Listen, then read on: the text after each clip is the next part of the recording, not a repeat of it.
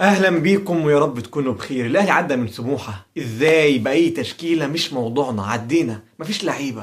مفيش لعيبه وكمان النهارده اشرف داري انصاب وكمان يحيى عطيه الله انصاب. هنجيب مين يلعب معانا؟ هنقيد عم حارس يلعب معانا؟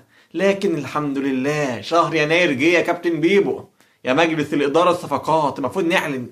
المفروض نعلن مش لاقيين حد يلعب، لكن كان اهم ناخده 3 بونت النهارده من قصاد سموحه، والحمد لله المهمه تمت بنجاح.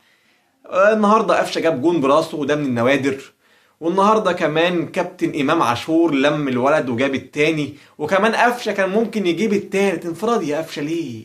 ليه يا حبيبي؟ يعني افرض الكوره دي الوحيده اللي جات لك في الماتش هتضيعها كده. لكن الحمد لله فزنا وعدينا، ونركز في اللي جاي ومستنين الصفقات، مستنين الصفقات علشان العملية جابت جاز. بقول لكم يحيى عطية الله يقال ان هو عنده اصابة جامدة، والتاني كمان اشرف داري مش عارف شرخ فين، يعني موال مش مظبوط. فنلحق نفسنا، نلحق نأيد علشان اللي جاي صعب، اللي جاي صعب وان شاء الله خير. ده الموضوع الاولاني من الحلقة. الموضوع التاني بقى كابتن حسين لبيب فضحهم لمدة 20 سنة فاتت، من أول رئيس اتحاد كرة في ال20 سنة فاتوا لحد النهاردة.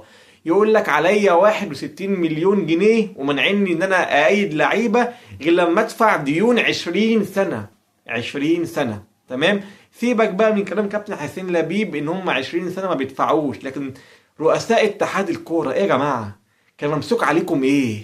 ولا كنتوا بتخافوا من اصواتهم عاليه؟ ولا كان بتجيلكم اوامر ايد ومالكش دعوه بالديون؟ ولا ايه؟ 61 مليون ده كهربا لما جه الاهلي منعته تأيدوه غير لما الاهلي يدفع كام مليون، مش عارف 2 ولا 3 كانوا عليه.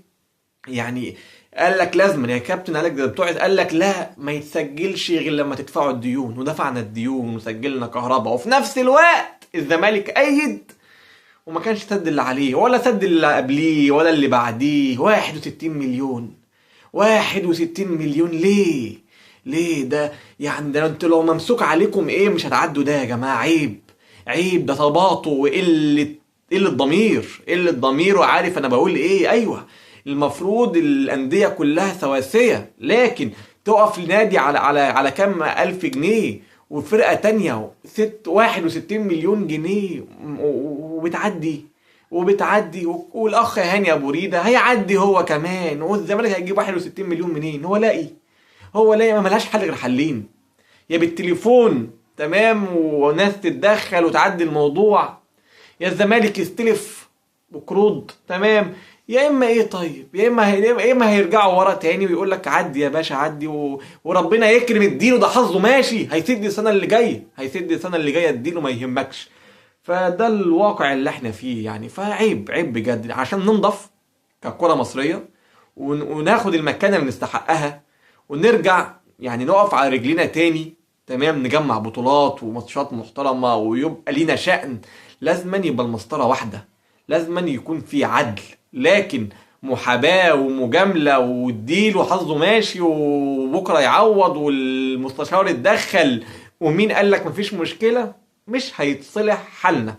الحاجة الأخيرة بقى جمهور المصري بورسعيد وماتش الزمالك. يعني احنا والزمالك برغم ان احنا يعني الجماهير بيهاجموا بعض شوية، يحطوا على بعض شوية، متعودين. لكن في بعض اللحظات كده متعودين. الدقيقة 22 جماهير الأهلي ترفع التليفونات تخليدا لشهداء الزمالك، ربنا يرحمهم يا رب ويسكنهم فسيح جناته. والدقيقة 74 برضو احنا بنرفع والزمالك بيشاركنا قصاد ماتش المصري البورسعيدي.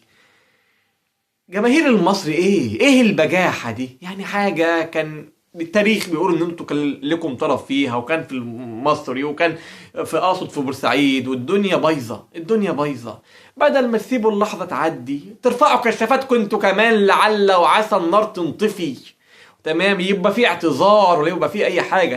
تشتموا جماهير الزمالك اللي بتخلد شهداء الاهلي يعني للدرجة دي مفيش دم، للدرجة دي بجاحة.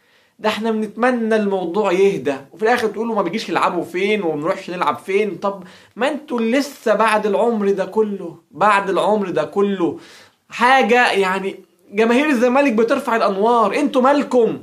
ده انتوا المفروض ترفعوا قبليهم علشان يعني تعوضوا اللي حصل قبل كده، مع ان مهما عملتوا مش هتعوضوا حاجه ولا هتعتذروا على اللي حصل، ايا ما كان مين المتهم وايا ما كان مين الاسماء، هتفضل سبه ونقطه سودة من اكبر نقط السودة في تاريخ الكره المصريه.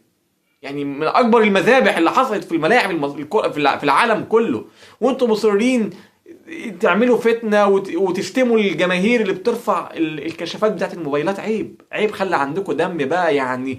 ده ما شفتش بجاحه اكتر من كده. على اي حال نشوف اللي جاي الدنيا هتمشي ازاي. والناس اللي بتتكلم على احتفال امام عاشور والبالونه البيضاء، انا شايف انه احتفال عادي يعني. احنا كوره يا جماعه، احنا بنلعب كوره. طالما ان هو ما اساءش، طالما ان هو ما فيش اي حاجه، انا شايف طالما ان هي بالونه وايا ما كان ايه الاحتفال، وما شايف ما عنديش مشكله فيه يعني. لان بصراحه الموضوع ماشي لما تمشوا انتوا بقى يعني بالورقه والقلم وتظبطوا الدنيا، نبقى نتكلموا مع لاعيبتنا يعني. مع ان احنا لاعيبتنا ما تجاوزتش عشان نتكلم الموضوع ده، لكن حاجات تانية حصل فيها تجاوز وكأن مفيش حاجه حصلت. فادي يا امام احتفل براحتك، طول ما انت كويس وبتلعب كويس وبالادب والاحترام احتفل براحتك. ونتقابل على خير ان شاء الله في فيديوهات جايه جديد كتير ان شاء الله. عفوا، تحياتي لحضراتكم.